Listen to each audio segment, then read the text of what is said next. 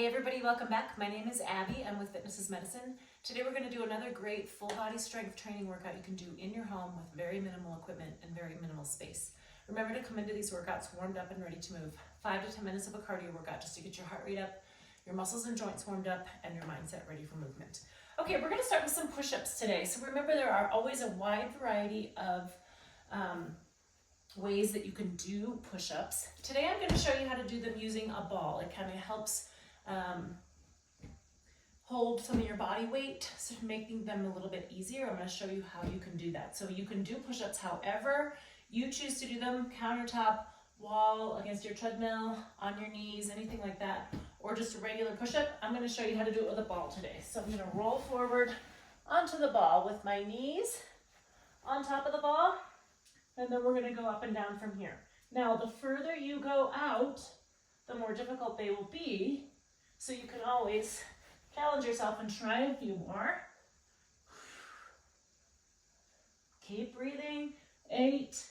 Pull up with that tummy. 9 and 10. All right. Good. All different ways that you can do those, and they're all a great exercise. Okay, next we're going to stand up and we're going to do side lunges. Now, if you're not used to doing these, I would recommend doing them at like your kitchen counter so you can really sit back. Remember, in any squat or lunge, you really want to be sitting back so that your weight is in your heels. So I'm going to use a weight here. I'm going to start in the center and I'm going to reach with that weight and then switch hands and then reach to the other side. Now I'm really sitting back in my heel, like I can lift my toes here.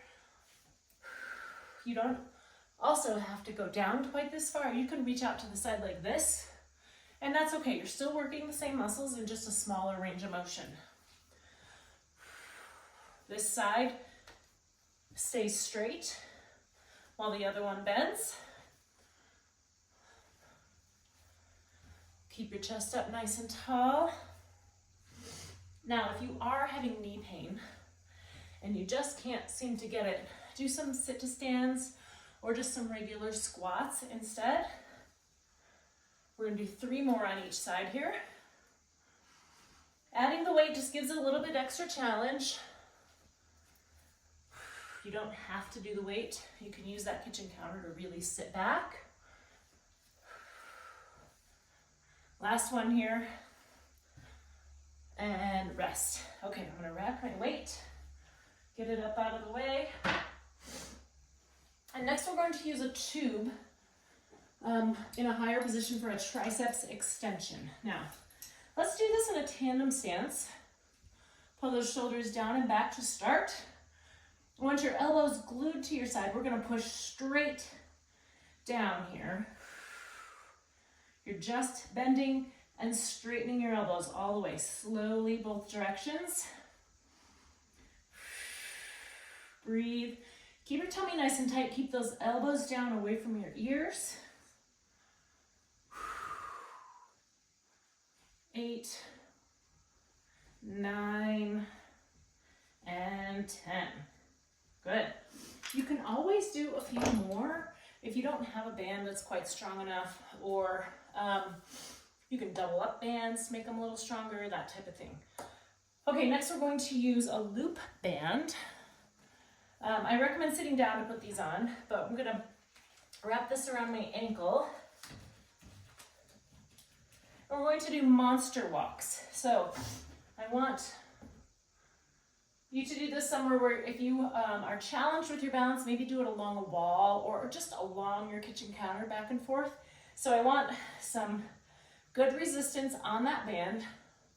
Just an athletic stance here. So I'm not doing a squat, but my knees and my hips are bent a little bit, and I want you to go forward, keeping tension on that band. 3. So you're just going to walk across your room. And then we're going to go backwards. So I want you to really engage those glutes. You're really going to feel it on the backwards. Really make sure that your room is clear. Also, you can do it along, like I said, somewhere where you can hang on if this is hard for you to balance. Make sure that your path is clear before you start so that you're not running into something that you can't see. Okay, good. Forward and backwards. We'll take that off. And next we're going to do a balance challenge. We're going to do airplanes. So we're going to tip straight at the hips. I want your back tall. You want your top of your head in line with the bottom of your foot here. Tipping back and forth, really engaging that hamstring on your straight leg. Now you can go quite far, or if this is really challenging, just a little ways. But regardless, you're keeping a straight line here. So don't kind of bend forward and then bring your leg, it's all nice and tall and straight. So I want you to work on it for about 30 seconds on each side, back and forth, trying not to put your foot down in between. All right, switch sides. Breathe. Slowly back and forth.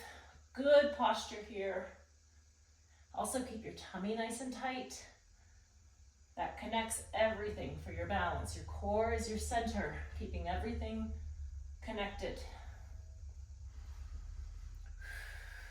Keep breathing. One more time here. Really use the whole bottom of your foot. So if you think about your feet in your shoes splayed out like this, really using all of your foot surface. Okay, we're going to end on the floor. You can also do this in your bed. If you have a hard time getting up and down off the floor, we're going to do a TA squeeze. So your transverse abdominis. What you want to think about is flattening your back to the floor, really squeezing hard here. We're going to hold it for about 5 seconds and rest. So this is that muscle. This is where we can engage to flatten your back for all of those other exercises that we do. But this is a really great way to take it back to the basics and just think about squeezing those muscles, really engaging without having to think about all of the other moving parts. If you're ever having back pain, this is a really, really good thing for you to do. Just so that you can get back to focusing on utilizing that core, and also it flattens your back to the floor, which is really therapeutic and beneficial if you are having back pain. When you're holding that TA squeeze, really think about breathing. Don't hold your breath. It's easy to kind of hold your breath when you're doing an isometric hold.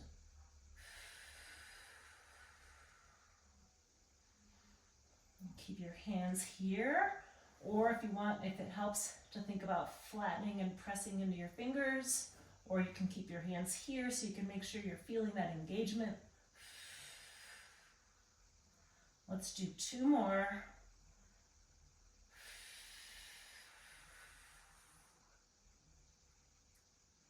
Last one here.